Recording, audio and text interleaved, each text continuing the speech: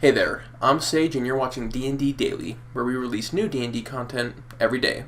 If you are looking for D&D inspiration and information, then you are in the right spot, because today we are talking about the Champion of Redemption, a Paladin creating a city of Misfits. In order to play the Champion of Redemption, unsurprisingly, you are going to need to be a Redemption Paladin. The Champion of Redemption was once a military man who was ordered to clear a forest of monsters for the establishment of a new human settlement. He embraced this role up until the moment that he saw a goblin child crying over the sight of his mother's corpse.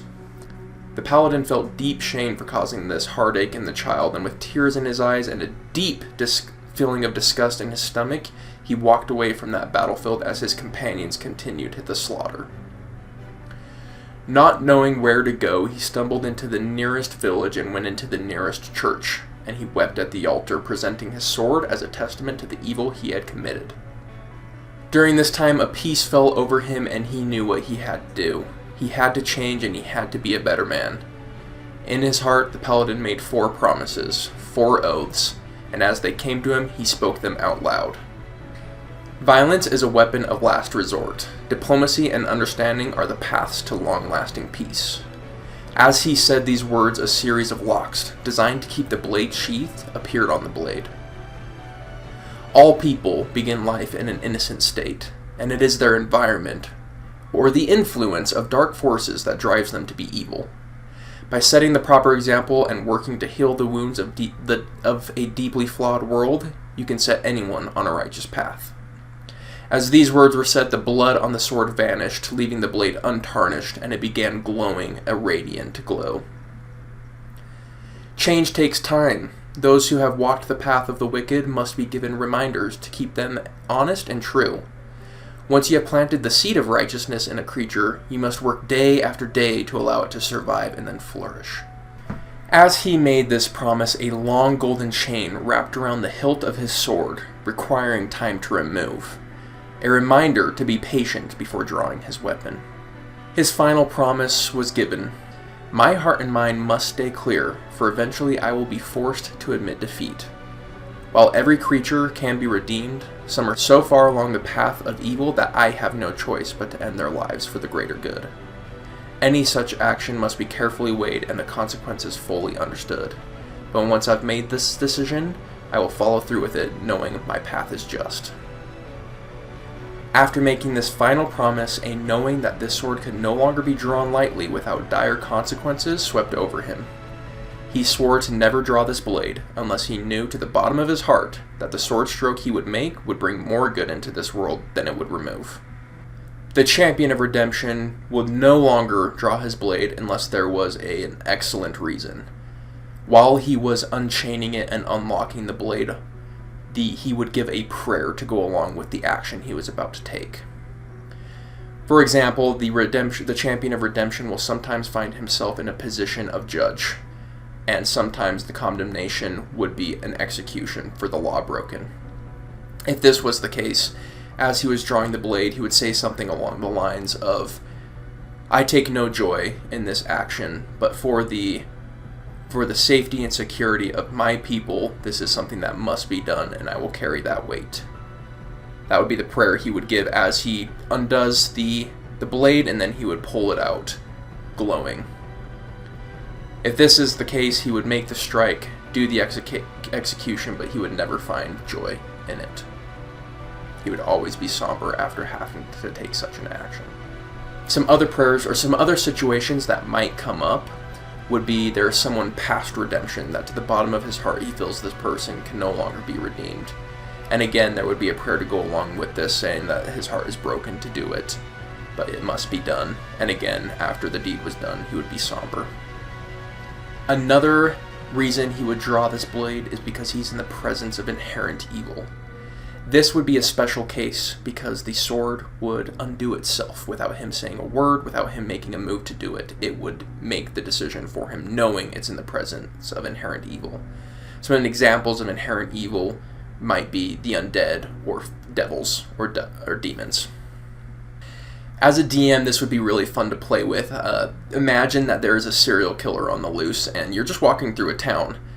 and there's a whole crowd around you, and all of a sudden the sword starts undoing itself, saying, hey, there is someone inherently evil nearby. And that would be a very scary moment. As a DM, I would make this sword extremely powerful. I would give it at least a +2. I might make it do stronger smites. Make it a big deal when he's drawing that blade. Now, this only works if he is strict about his oaths. If he ever draws this blade in a non-oath situation, not only would it not be powerful, but it also might give warning or not be drawn. It really needs to follow the rules. Imagine you've been playing for 6 sessions with this Champion of Redemption, and he has not drawn his sword yet. But in this particular combat, for whatever reason, he's decided that it is time to draw the sword. He would use his full action to begin unraveling its chain, to begin unclasping its locks, and to say his prayer. The player should have a prayer prepared, and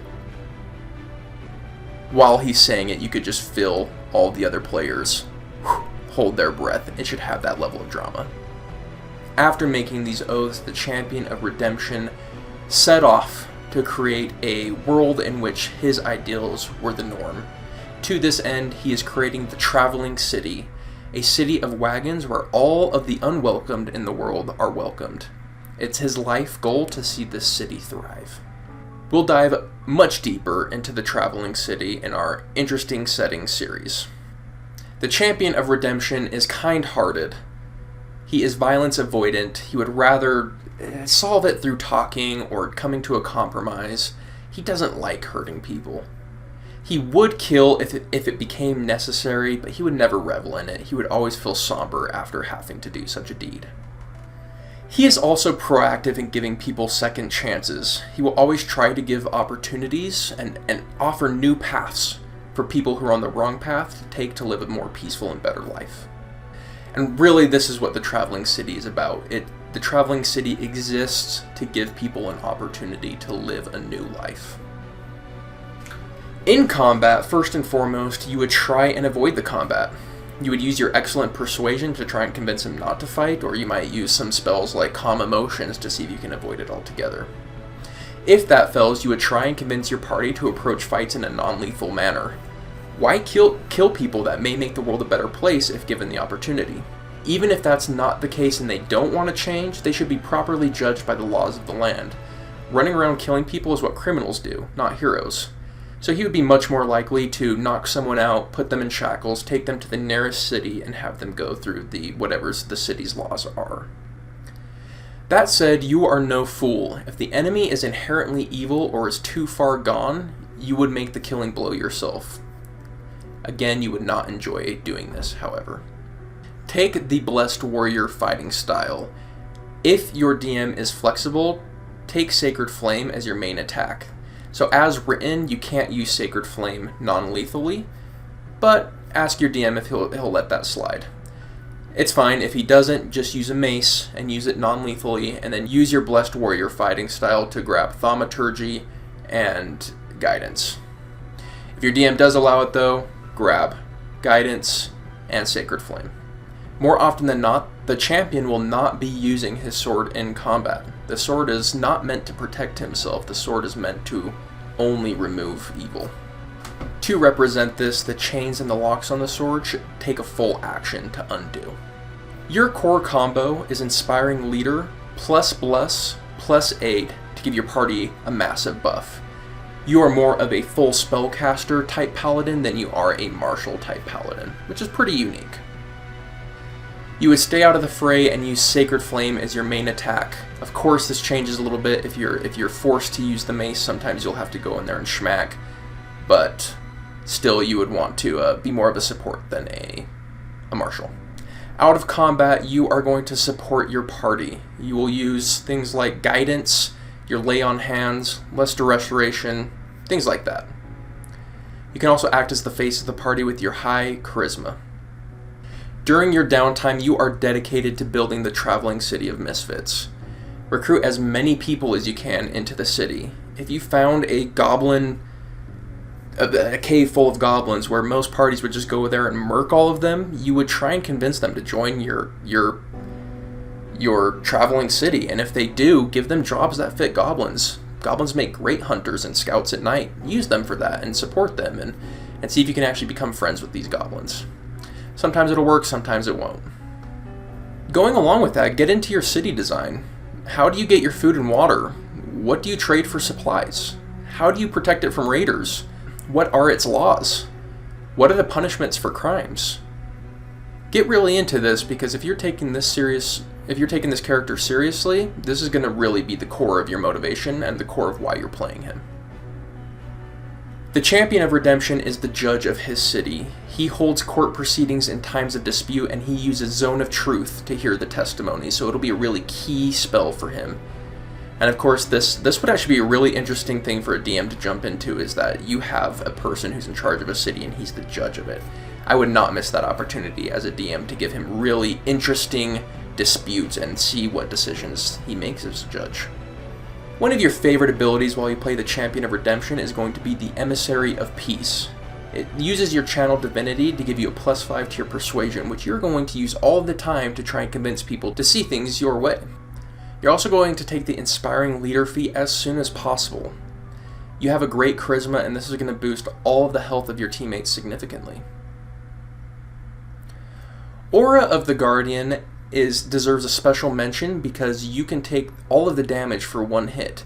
This is particularly good if you have somebody concentrating on a spell and you don't want them to break concentration. You can take the damage so they don't even have to make a concentration check. You're also going to need proficiency in Insight and Persuasion. Insight so you can see the hearts of people, make sure that they are on the path that they say they are, and so you don't get fooled. And Persuasion so you can help people see the world your way. Your primary is going to be Charisma, and not Dex or Strength, unlike most Paladins. Again, you're kind of more of a full caster type Paladin. One of the weaknesses of playing the Champion of Redemption is you might be joining combats late. You might be spending your initial turns trying to convince them not to get into this combat, and sometimes that might be hopeless. So that could be a downside if it plays out that way. You are a support caster. You're not a damage dealer. You don't put out a ton of damage except for those rare cases where you're drawing your sword. Range is one of your weaknesses. You're more built for mid-range than you are for long range. When running the Champion of Redemption as an NPC, I wouldn't run just the Champion. I would run the City of Misfits. I don't feel like the Champion of Redemption is himself without that city. Have him be the leader of it, have him be a part of the world, and have him explain his philosophy and kind of see it in action with the city. He would definitely be friendly to you. He would welcome you with open arms and would be eager to help you. He would only ever engage in combat with you if you threatened his city, and he would be unlikely to draw his sword even if their combat did break out. However, if you get to the point where you've convinced this person to draw his weapon, have him be scary at that point. Another option would be to have the Champion of Redemption just starting out on his mission.